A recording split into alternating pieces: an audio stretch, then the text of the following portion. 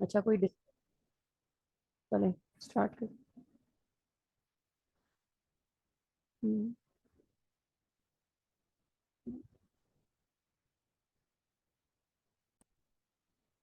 MCQ number 300 तो कल हमने कर लिया था। एमसीक्यू नंबर 301, 301 है हमारे पास। Common symptoms of digoxin toxicity is in GIT. जो हमारे कॉमन सिम्टम्स डाइजॉक्सिन टॉक्सिसिटी में नज़र आते हैं वो ज़्यादातर वो जीआईटी पे होते हैं। ठीक है, 302 है हमारे पास। ये भी इजी सा ही है, ऐसा ही है। लीवोडोपा और कार्बिडोपा जो होते हैं उनके साइड इफेक्ट्स में dizziness, blood vision, loss of appetite आता है।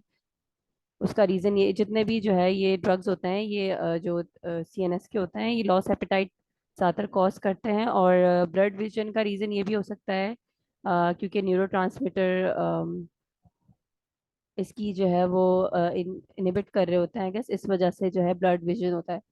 डिजीनेस और नोजिया एंड वॉमिटिंग जो है इसमें ये सारी साइड इफेक्ट्स हैं। ये हम सीएनएस पढ़ेंगे ना तो इसके साइड इफेक्ट्स हमें क्लियर हो जाएंगे कि इसका रूट कॉज पीछे का क्या है।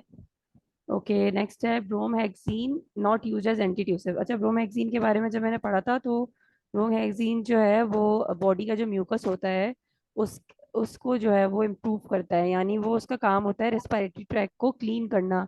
It is use to relieve chest congestion. ये सारा म्यूकस क्लियर कर देता है, रेस्पिरेटरी ट्रैक को रिलीव करता है। और ये मेडिकेशन बिलोंग करती है म्यूकोलाइटिक्स को। ठीक है, ये ब्रेक डाउन कर देता है म्यूकस को ताकि इजीली जो है कफ जो है वो जब कफ में जो म्यूकस फंस रहा होता है वो चीज़ ना हो, तो जिसकी वजह से हमारे कफ भी ठीक हो जाता है जो इस वक्त मेरी कंडीशन हुई हुई है उससे एग्जांपल आप लोग ले सकते हैं जो काफ़ी लंबी चल गई है। तो वो चीज़ वो रिलीफ करता है। ये एक मेडिकेशन के तौर पर ऐड किया जाता है कफ सिरप्स में, लेकिन इसमें कहा जा रहा है कि ये एंटीट्यूसिव नहीं है। तो उसका रीज़न ये है कि 3-4 स्टडीज की गई थी इसको लेकर। उसमें से सिर्फ एक स्टडी में ये इफेक्टिव आया था, बाकी 3 स्टडीज जो मतलब मेजोरिटी स्टडीज हैं वो इस बात को कहती हैं कि ये एक इनएक्टिव कफ मतलब इंग्रेडिएंट है। इसका कफ में कोई ऐसा एक्टिव रोल नहीं है कफ को खत्म करने में ना। तो इसीलिए इसको हम लोग ये कहेंगे कि इट्स नॉट एन एंटीट्यूसिव, क्योंकि ऐसे कोई ऑथेंटिक प्रूफ नहीं है हमारे पास इसकी। आवाज आ रही है सबको? माइक मेरा बंद तो नहीं है? जी ओके। जी जी जी, आ आ रही है आवाज। नंबर 3 और 4 है bond between alcohol and water, hydrogen bond. अच्छा, अल्कोहल और वाटर मिलकर एक बॉन्ड बनाता है। और वो बॉन्ड जो अल्कोहल बनाता है ना अपना अपने OH से वाटर के हाइड्रोजन से मिलके बनाता है। ठीक है, तो ये इसके एमसीक्यूज मुझे नहीं पता किस तरह आए होंगे, लेकिन उसमें अगर कोई बॉन्ड का पूछा जाए तो बॉन्ड यही है जो अल्कोहल वाटर के साथ बनाता है उसके हाइड्रोजन से बाइंड होके। तो आप इसको मार्क करेंगे। अच्छा, सपोनिफिकेशन क्या है? एक प्रोसेस है जिसमें फैट और ऑयल होता है वो सोप में कन्वर्ट हो जाता है और अल्कोहल में, by the action of heat in the presence of aqueous alkaline, मतलब अल्कलाइन एक्वस मीडियम में। इसको अगर हम हीट करेंगे फैट और ऑयल को तो वो सोप बन जाएगा और अल्कोहल इन दो चीज़ों में कन्वर्ट हो जाएगा। ये केमिस्ट्री है। Okay, pityriasis versicolor causes white to brown spots on skin due to fungal infection. Okay, ये पिटायरियासिस वर्सिकोलर जो है बेसिकली ये एक फंगल बीमारी है, इसका नाम ही इस तरह से है। ये होता ऐसा है कि ये कोई वायरल इन्फेक्शन नहीं है, ये कोई बैक्टीरियल इन्फेक्शन नहीं है। ये स्पॉट्स ऑन मैन बियर्ड, ये बियर्ड में स्पॉट्स नहीं कॉज करता। ये white to brown brown spots cause करता है स्किन पे। ये और ये एसिम्टोमेटिक होता है, मतलब कि नॉर्मल। नहीं, इसके सिम्टम्स आएंगे ना, ब्राउन ब्राउन स्पॉट्स आएंगे स्किन में, लेकिन ये है कि ये वाइट टू ब्राउन स्पॉट्स आएंगे, मगर ये पता नहीं चल पाता इतना क्योंकि ये किसी की स्किन अगर ऐसी है कि उसमें नहीं पता चल रहा तो वो एसिम्टोमेटिक कह सकते हैं। वो उस सूरत में है ना, वो सिम्टम्स नहीं होंगे, वो उस सूरत में है ना कि एलर्जिक रिएक्शन में भी बाज़ औक़ात वो ब्रूजेस से आ जाते हैं ना, वो जी, तो ब्लिस्टर से बन जाते हैं, आप तो इस इसको वजह नहीं से कह सकते कि ये जो है कोई फंगल हाँ, इसको इन्फेक्शन है। आप डिफ्रेंशिएट नहीं कर सकते डिफरेंशिएट कि नहीं कर ये सकते। पिट्रियासिस है या कुछ और है, जी, इस वजह लेकिन से ये इसका सिम्टोमेटिक। यही एक आइडेंटिफिकेशन साइन है, अगर कुछ है इसके अलावा हाँ, आप। जो आप बता रही हैं वो ठीक है, इतना ही है बस। 307 इम्यूनोग्लोबुलिन इन इमीडिएट हाइपरसेंसिटिव एनाफिलैक्सिस शॉक। अच्छा, जो एनाफिलैक्सिस रिएक्शन की वजह से जो हमारी हालत हो जाती है, साथ ही साथ हाइपर सेंसिटिविटी में जो हमारी हालत हो जाती है, वो सब में एक ही इम्यूनोग्लोबुलिन है जो रिस्पॉन्सिबल होता है, वो इम्यूनोग्लोबुलिन ई है जो ये सारे काम कराता है। ये बहुत गंदा इम्यूनोग्लोबुलिन है वो ये सारे काम कराता है।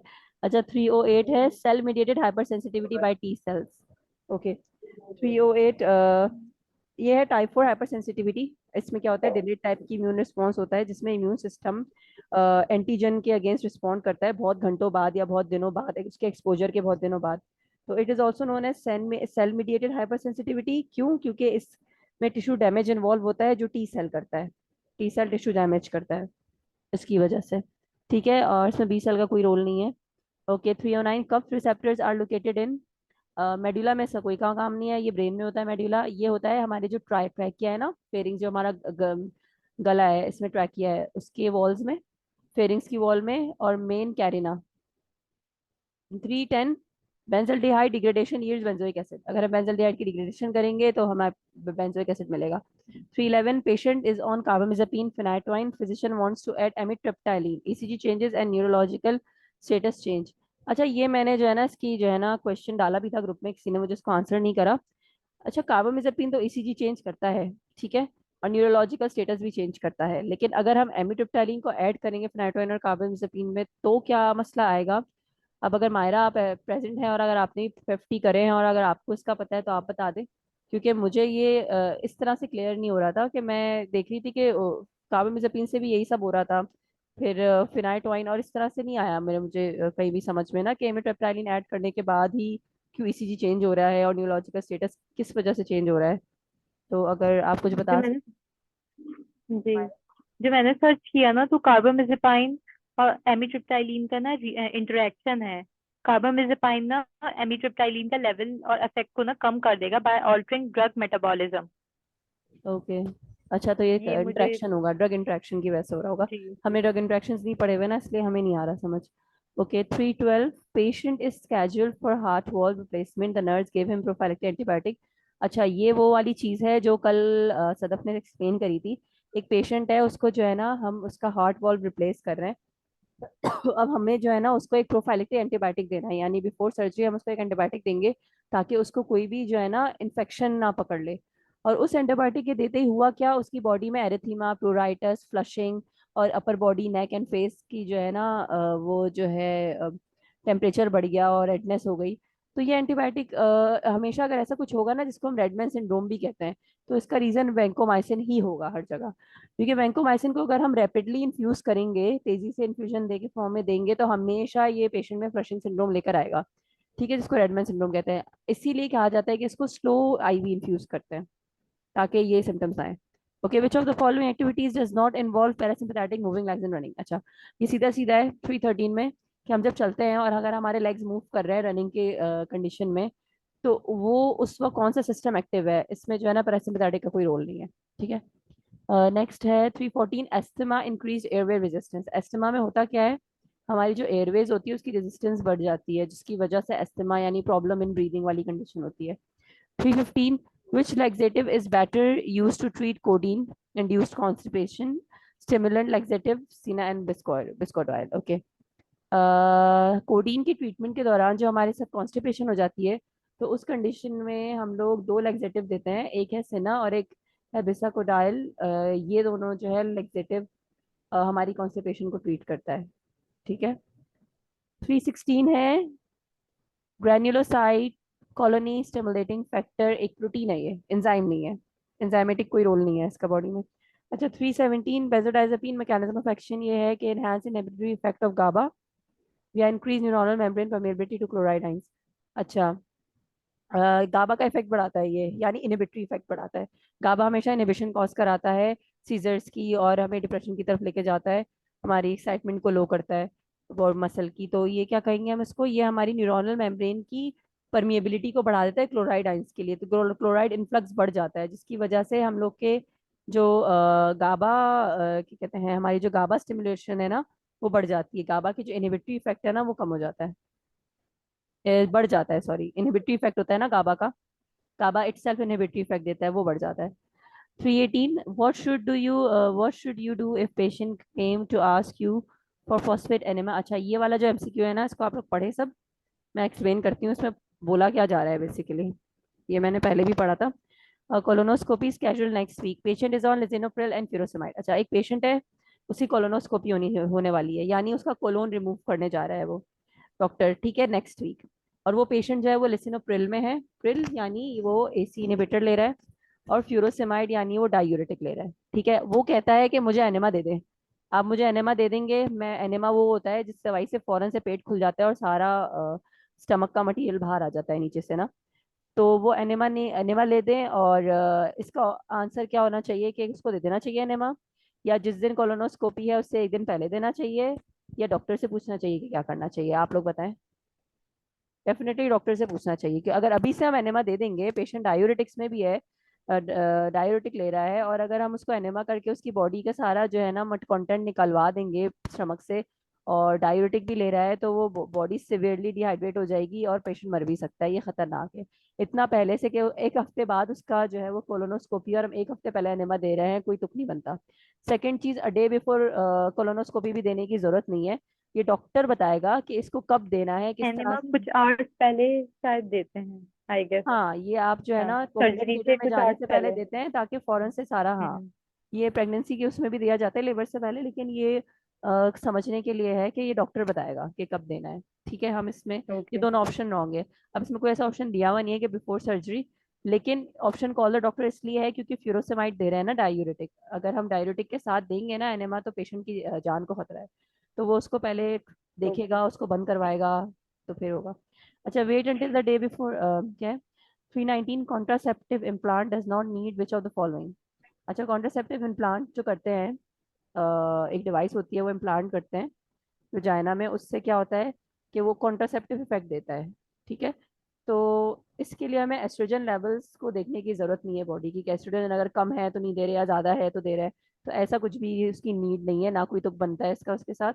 सीधा सीधा कॉन्ट्रासेप्टिव इम्प्लांट कर देंगे और वो एज एन कॉन्ट्रासेप्टिव वर्क करेगा। ठीक है। 320, aspirin toxicity is treated with urine अल्कलाइजेशन।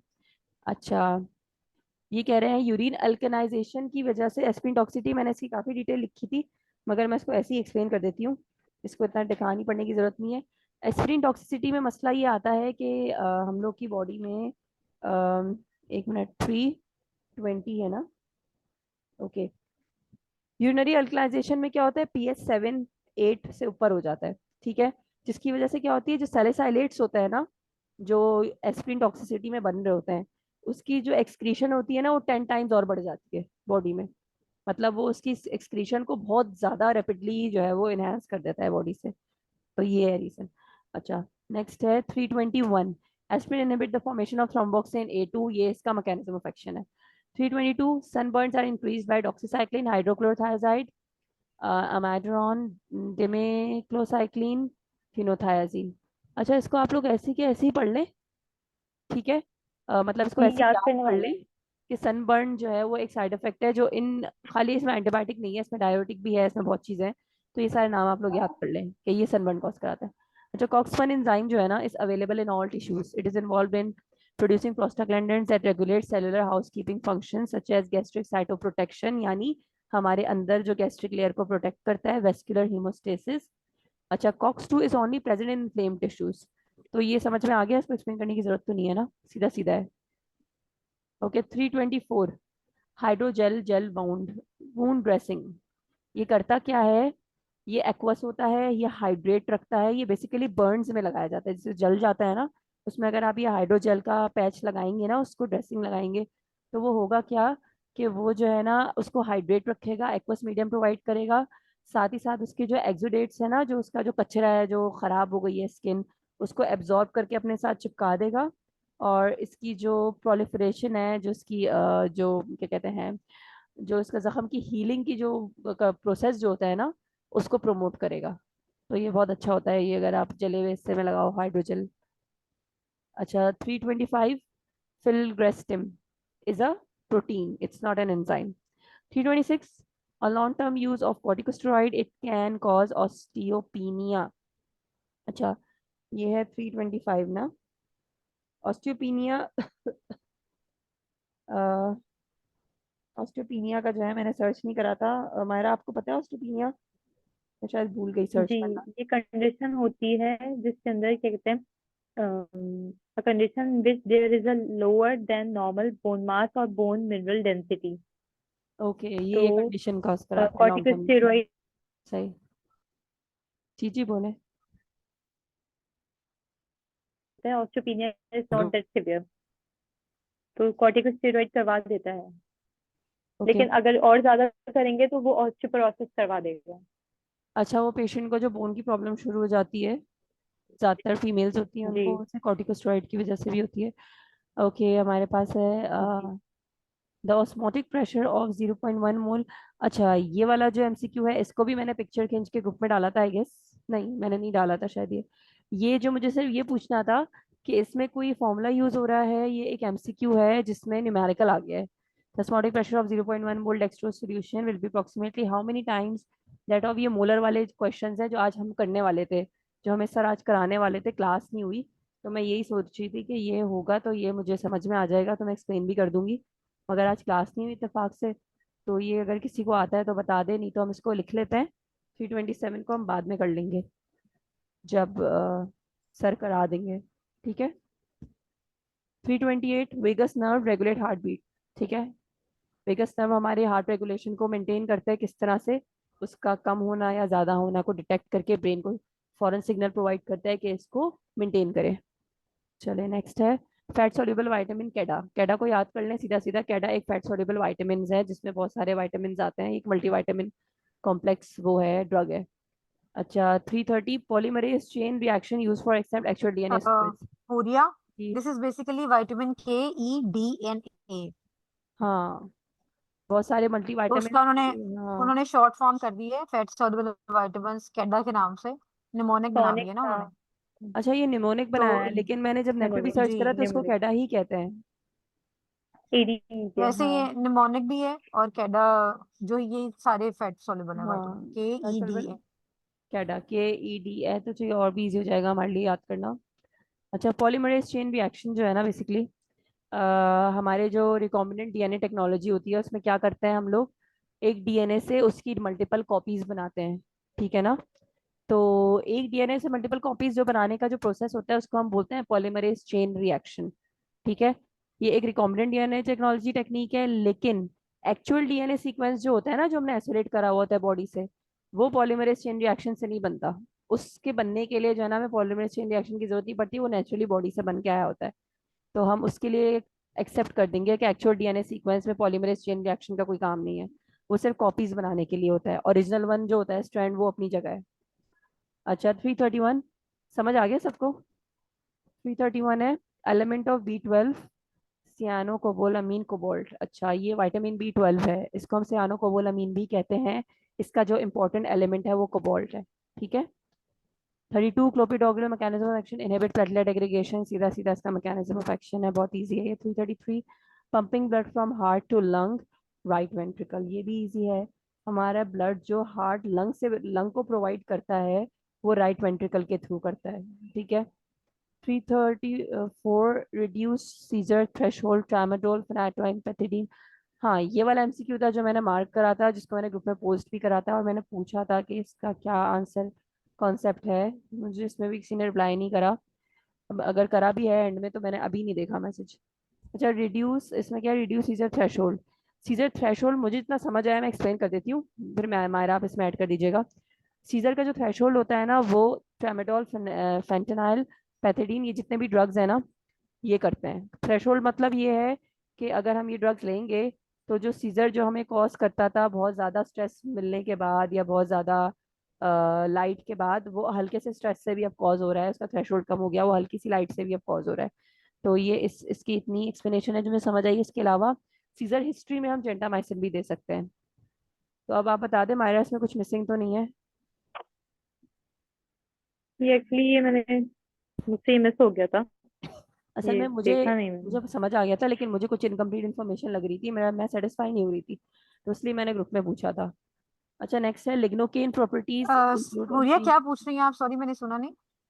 ये जो 334 है एमसीक्यू, इसकी जो मैंने अभी डिस्क्रिप्शन दी है, वो मुझे ऐसा लग रहा था कि मैं शायद इनकम्प्लीट दी है। कैन यू रिपीट दैट जो आप अभी बोल रही थी? रिड्यूस सीजर थ्रेशोल्ड, ये ड्रग्स जो है ना, सीजर्स का थ्रेशोल्ड कम करती है। यानी कि जो सीजर बहुत तेज आवाज में या बहुत तेज लाइट में या तो बहुत तेज स्ट्रेस में स्टार्ट होने वाला होता है, वो हल्के से स्ट्रेस लेने पे भी स्टार्ट हो जाएगा, या हल्की सी लाइट से भी इंड्यूस हो जाएगा अगर हम ये ड्रग्स लेंगे। इसके अलावा जो जेंटामाइसिन है, वो सीजर्स की हिस्ट्री जिनकी होती है उनमें दिया जाता है। मिस आपकी आवाज अच्छा, मुझे ही नहीं उनमें आ रही से है या किसी को भी नहीं आ रही? मेरी आवाज नहीं आ रही है आवाज। मेरी तरफ से प्रॉब्लम है। अच्छा, अगर आपको नहीं आ रही जेंटामाइसिन तो जो है ना बताएं। वो एपिलेप्टिक पेशेंट में या जिनके पास सीजर की हिस्ट्री होती है उनके अंदर सेफ होती है, आप दे सकते हैं जेंटामाइसिन।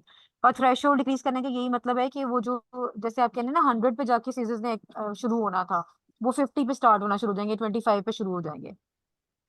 ठीक है, थ्रेशोल्ड कम हो जाएगा। सही। तो ये सारी ड्रग्स जो हैं ये सीजर्स को पोटेंशिएट करती हैं, लाइक वो जो वही कह लें कि आप जल्दी सीजर्स इनकी वजह से आना शुरू हो जाते हैं। Okay 335 lignocaine properties include all except vasoconstrictor. मेरी आवाज आ रही है? जी सबको आ आ रही रही है। है? ओके। लिग्नोकेन की जो प्रॉपर्टीज है ना उसमें सब होगा जिसमें ऑप्शंस नहीं दिए हुए एक्सेप्ट वेजोकंस्ट्रिक्टर। वेजोकंस्ट्रिक्टर लिग्नोकेन के साथ हेल्प लेकर ये लोग जो है वो वेजोकंस्ट्रिक्टर ऐड करते हैं तो वेजोकंस्ट्रिक्शन होती है, लेकिन लिग्नोकेन की इटसेल्फ वेजोकंस्ट्रिक्टिंग प्रॉपर्टी नहीं होती। ठीक है। 336 aspirin toxicity in children Reye's syndrome. Aspirin toxicity में एक कंडीशन होती है जिसमें बच्चे को जो है ना रेस सिंड्रोम हो जाता है। ये इसका एमसीक्यू नंबर क्या है? एक मिनट। 336 मैंने इसका ना वो लिखा था, एक्सप्लेनेशन लिखी थी रेस सिंड्रोम की। Reye's syndrome is a rare but serious illness that can affect brain and liver. तो ये दिमाग को और लिवर को अफेक्ट करता है बच्चे के। ठीक है। तो MCQ 330। Okay. Aspirin viral toxicity, aspirin infection बच्चों में होता नहीं है। दिया जाता। जो वायरल इन्फेक्शन होते हैं बच्चों को, वायरल इन्फेक्शन की ट्रीटमेंट के लिए हम उसको अगर एस्पिरिन दे देंगे तो उसमें ये टॉक्सिसिटी होने का खतरा होता है। तो एज लिमिट होती है एस्पिरिन के लिए, हम बच्चों में नहीं देते। अच्छा 337 which is not use in aspirin toxicity. Acetazolamide और कैल्शियम एडिटेट टॉक्सिसिटी में नहीं देते। ये जो है उसकी टॉक्सिसिटी को खत्म नहीं करेंगी। ये हाइपर इसकी टॉक्सिसिटी का कोई और ड्रग था, मुझे याद नहीं आ रहा। ये दोनों जो है ना कैल्शियम एडिटेट तो वो चीलेटिंग एजेंट है, तो ये हैवी मेटल पॉइजनिंग में देते हैं। और एसिटाजोलामाइड एक डायूरेटिक है, बल्कि कार्बोनिक एनहाइड्रेज इनहिबिटर है, सॉरी। तो उसका जो है ना एस्पिरिन टॉक्सिसिटी में कोई रोल नहीं है, क्योंकि वो तो लिवर में और ब्रेन में इफेक्ट प्रोड्यूस कर रहा है। अच्छा, आप लोग और कुछ एक्सप्लेन कर सकते हैं इसमें पॉइंट में तो कर दे, मुझे इतना ही पता है। 338 metabolic acidosis caused by persistent diarrhoea and hyperkalaemia. Metabolic acidosis hyperventilation से नहीं होती और हाइपरयूरिसीमिया से भी नहीं होती। बहुत ज़्यादा अगर डायरिया कंडीशन हो गई और हमारी क्या कहते हैं पोटेशियम लेवल्स बहुत बढ़ गए K+, तो उससे जो है हमारा एसिडिक लेवल जो है पीएच बहुत हाई हो जाएगा और मेटाबॉलिक एसिडोसिस की कंडीशन हो जाएगी। 339 नॉट डायूरेटिक। अच्छा, मैनिटोल जो है वो एक डायूरेटिक है, और कैफीन का जैसे सर ने बोला था ये जेंथाइन डायूरेटिक है। ये लो पोटेंट, इतना पोटेंट नहीं होता, लेकिन ये डायूरेटिक के तौर पे एक्ट करता है। तो कैफीन भी डायूरेटिक है, एसी इनहिबिटर्स डायूरेटिक नहीं है। 340 don't use aspirin to relieve pain associated with yellow fever. अच्छा, येलो फीवर की कंडीशन में ना ऑलरेडी गम ब्लीडिंग हो रही होती है और हमारा जो खून है वो वैसे ही बहुत पतला हो चुका होता है।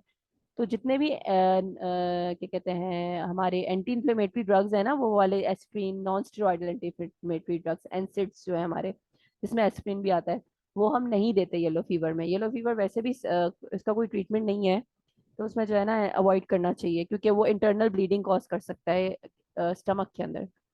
अच्छा 341 intravenous side effects flushes vancomycin Redmayne syndrome.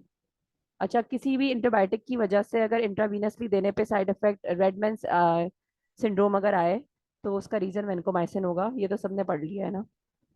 342 digoxin used in congestive heart failure and atrial fibrillation. ठीक है, इसकी हाँ उसको इम्प्रूव करता है फंक्शन को हार्ट की। 343 cefazolin excreted renally. 344 lidocaine not soluble in water. ठीक है, ये लिपोफिलिक ड्रग है। 345 what is wrong about cystic fibrosis? Cystic fibrosis is a genetic disorder. It is not a viral infection, it is not a bacterial infection. कोई भी चीज नहीं है ये ना कोई ये जो है सिर्फ जो है ना जेनेटिक डिसऑर्डर है, या कह सकते हैं इसको ऑटोइम्यून डिसऑर्डर जो जेनेटिकली होता है। 346 पायरुवेट नॉट ऑप्टिकली एक्टिव, ये केमिस्ट्री का है। 347 Addison disease adrenal cortex malfunction. Addison disease में हमारा जो एड्रेनल कॉर्टेक्स होता है ना वो प्रॉपरली हार्मोन प्रोड्यूस नहीं कर रहा होता, जिसकी वजह से हमें एडिसन डिजीज हो जाता है। 348 में ज़ोलिंजर एलिसन सिंड्रोम है, एडिनोमा इन पेनक्रियास, यानी ट्यूमर्स हो जाते हैं हमारे पेट में, हमारे इंटेस्टाइन में, जिसकी वजह से 348 मैंने ये लिखा था, 1 मिनट मैं इसको सर्च कर लूँ, मैंने अपने नोट में ही लिखा था, हाँ लिखा था 348. Okay, Zollinger Ellison syndrome. Tumors. The tumors are called gastrinoma, which causes trophic effect of gastrin, hyper secreting gastric acid. जो gastric secretions होती हैं वो बहुत ज़्यादा secrete होना शुरू हो जाती है, जिसकी वजह से abdominal pain, ulcer, heartburn, oesophagus, stomach, duodenum में जो है अल्सरेशन हो जाती है, डायरिया हो जाता है। प्रोटॉन पंप इनहिबिटर्स दिए जाते हैं सिम्टम्स को ट्रीट करने के लिए। ओके, नेक्स्ट है 349. Ascorbic acid is used when ascorbic acid को अगर हम हाइप्यूरेट के साथ देंगे तो हमारी बॉडी में एसिडिटी जो है वो इंक्रीज हो जाएगी। उसका रीज़न ये है कि दोनों के दोनों जो है ना यूरिन को एसिडिफाई करते हैं, क्योंकि दोनों क्रैनबेरी जूस में पाए जाते हैं और दोनों हमारे यूरिन को एसिडिफाई करते हैं। तो ये नॉर्मली दिया जाता है ऐसी कंडीशन में जब रीनल स्टोन्स बन रहे हैं ड्यू टू अल्कलाइन यूरिन, तो आप ये दे सकते हैं, लेकिन ये दोनों एक साथ नहीं दे सकते क्योंकि ये इनकी एसिडिटी, दोनों एसिडिटी बढ़ाते हैं, बहुत ज़्यादा हमारे यूरिन को एसिडिक कर देंगे। अच्छा, 350. Drug excreted in low quantity in milk. ठीक है, ड्रग जो है वो बाइल, यूरिया, फीसिस में ज़्यादा क्वांटिटी में एक्सक्रीट होता है, मिल्क में कम क्वांटिटी में होता है। 350, सॉरी ये मेरा नहीं है। अच्छा वकास, आप स्टार्ट करें।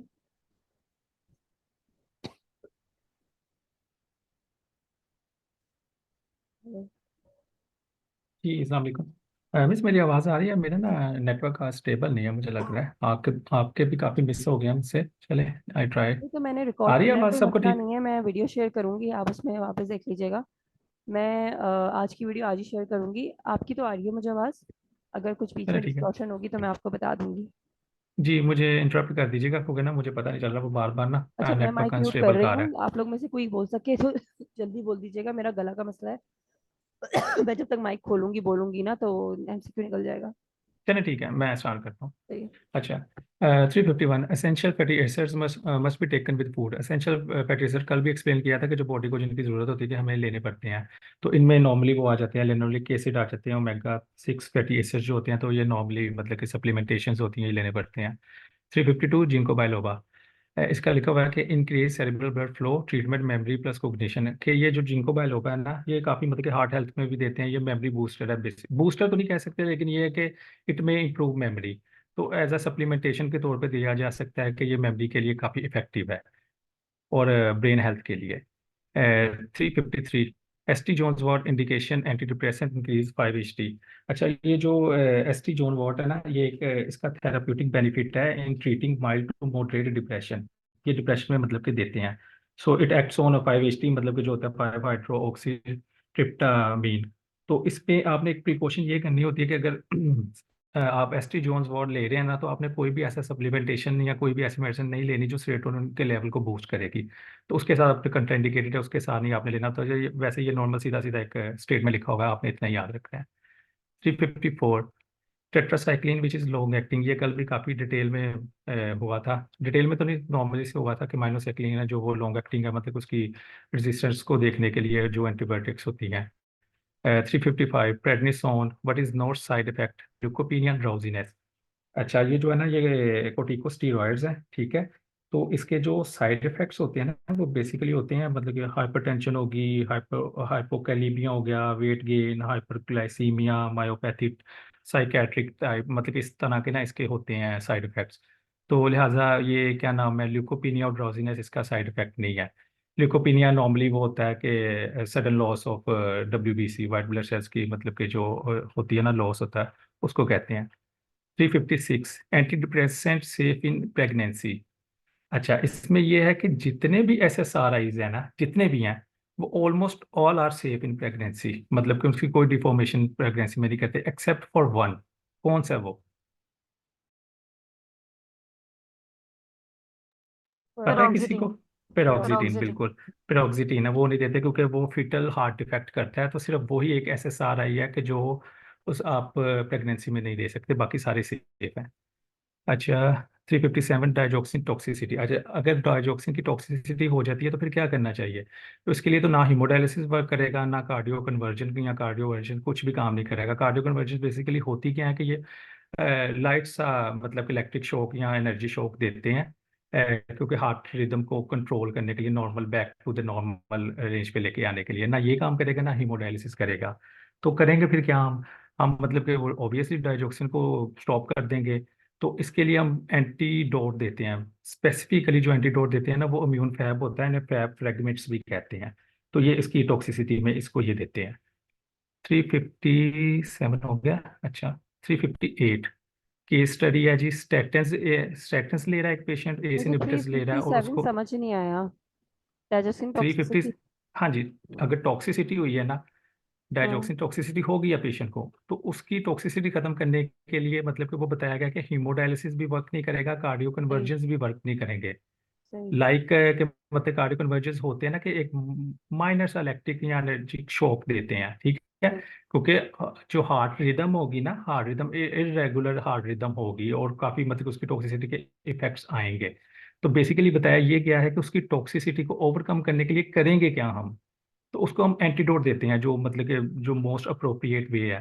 तो वो लिखा हुआ है कि इम्यून फैब, ये बेसिकली होते हैं फैब फ्रेगमेंट्स होते हैं। फैब फ्रेगमेंट्स होते हैं, तो वो उसका एंटीडोट है। तो डाइजॉक्सिन की टॉक्सिसिटी में वो देते हैं। अगर मिस सदफ इधर हैं, उन्होंने कुछ करना है ऐड तो कर सकती हैं। सही, समझ आ गया। नेक्स्ट। अच्छा, ओके। आगे है जी 358 केस स्टडी है। एक पेशेंट है, वो स्टेटेंस ले रहा है, एस इनहिबिटर्स ले रहा है, उसको फ्लू हो गया है। तो ठीक है, उसको लोराटिडिन दिया, तो इट्स सेफ, कोई बात नहीं, दे सकते हैं, दें जितना मर्जी, मतलब कि जितना मर्जी नहीं, नॉर्मल दें। अच्छा, इनिशियल इम्यून रिस्पॉन्स, जब मतलब कि कोई भी एलर्जी कोई भी टॉक्सिन बॉडी में एंटर होगा, जो सबसे पहले फर्स्ट इम्यून रिस्पॉन्स जनरेट करेंगे सेल्स करेंगे, कि वो मतलब कि बताएंगे कि देयर इज समथिंग रॉन्ग। सबसे पहला रिस्पॉन्स इनकी तरफ से आता है। 360 क्रॉस प्लेसेंटा, आईजीजी होते हैं ना बेसिकली, जो ये इम्यूनोग्लोबुलिन्स होते हैं, ये ट्रांसफर हो जाते हैं through placenta to provide the foetus with a systemic source of क्या कहते हैं उसको, प्रोटेक्टिव आईजी एंटीबॉडीज। ये मतलब कि प्लेसेंटा में क्रॉस करके फीटस को ना आप क्या कहते हैं कि आर्टिफिशियल इम्यूनिटी या मतलब कि इम्यूनोग्लोबुलिन्स लगाते हैं, तो वो ये प्लेसेंटा को क्रॉस कर सकते हैं। 361 केसीएल इंटेरिक कोटिंग। अच्छा, केएसएल की इंटेरिक कोटिंग टैबलेट्स में करते हैं, क्योंकि वो मतलब कि इरिटेशन को कम करने के लिए और उसको वैसे भी गैस्ट्रिक मुकोजा से उसकी प्रिवेंशन के लिए देते हैं, ताकि वो ड्रग प्रॉपर्ली अपना वर्क कर सके। 362 which doesn't initiate with inflammation is synovial membrane. तो और ऑस्टियोआर्थराइटिस मतलब के नहीं है, लेकिन इसमें वो है SLE, वो जाके लिखा हुआ ना ग्रीन कलर में, SLE है स्पेसिफिकली। कि ये साइनोवियल मेम्ब्रेन होता क्या है, मतलब कि ये कनेक्टिव टिश्यू की inner side of the joints में ना कनेक्टिव टिश्यू की लेयर होती है। और जो SLE होते हैं वो सिस्टेमिक ल्यूपस एरिथ्रोमेटोसिस होते हैं। ये एक ऑटोइम्यून डिसऑर्डर है, मतलब कि इनकी वजह से नॉर्मली क्या नाम है, इन्फ्लेम्ड हो जाता है, बोन की डिफॉर्मेशन हो जाती है। तो इस वजह से ये इसका लिखा हुआ है बस। अच्छा, 363। इसका इसलिए लिखा है, ये इसलिए जी लिखा जी हुआ है बताएं। कि दोनों जो है ना, SLE भी और OA भी, हम्म, they are not initiated with inflammation of synovial membrane. Rheumatoid RA जो होता है आर्थराइटिस ना, हो जाता है। RA जो होता है, ये करेक्शन है जी, RA जो होता है ना, यस, आ रहे रूमेटाइड RA, अर्थराइटिस। जी वो जी जी साइनोवियल मेम्ब्रेन इन्फ्लेमेशन से होता है। ये दोनों ही नहीं करेंगे SLE इस। एंड OA नहीं होते। ठीक है, ठीक है। 363 organophosphorus poisoning which is not true, xerostomia and tachycardia. अच्छा, ये जो है ना ऑर्गेनोफॉस्फेट की जो टॉक्सिसिटी होती है, ये बेसिकली क्या है कि जी क्या नाम है, कोलिनेस्टेरेज की इनहिबिट होती है, इनहिबिशन हो जाती है और एसिटिल कोलिन इंक्रीज हो जाता है। तो इसमें मतलब कि अगर तो वो निकोटीनिक पे इफेक्ट आ रहा है ना उसका, तो फिर उसके जो इफेक्ट्स आएंगे ना, मतलब कि साइड इफेक्ट्स आएंगे, तो वो mydriasis, muscle weakness and hypertension करेगा। बट अगर ये इसके इफेक्ट आएंगे मस्क्रीनिक पे, तो फिर वो करेगा diarrhoea, urination, salivation, bradycardia type, इस तरह के मतलब कि वो इसके साइड इफेक्ट्स होंगे, इफेक्ट देगा। 365 सेंट्रीफ्यूगेशन ऑफ ब्लड हेमेटोक्रिट, मतलब कि ये ब्लड में से आरबीसी को पैदा करने के लिए वो जो टेक्निक है, सिंपली सेंट्रीफ्यूगेशन वो है। 366 which drug effect seizure threshold, ये अभी मतलब कि पहले भी हो चुका है, तो खैर, आगे चलते हैं। 367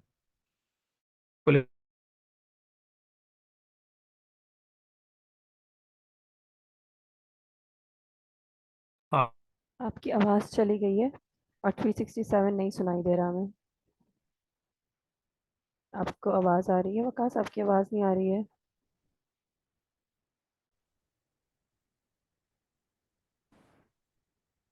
बोलूँ भी इसमें?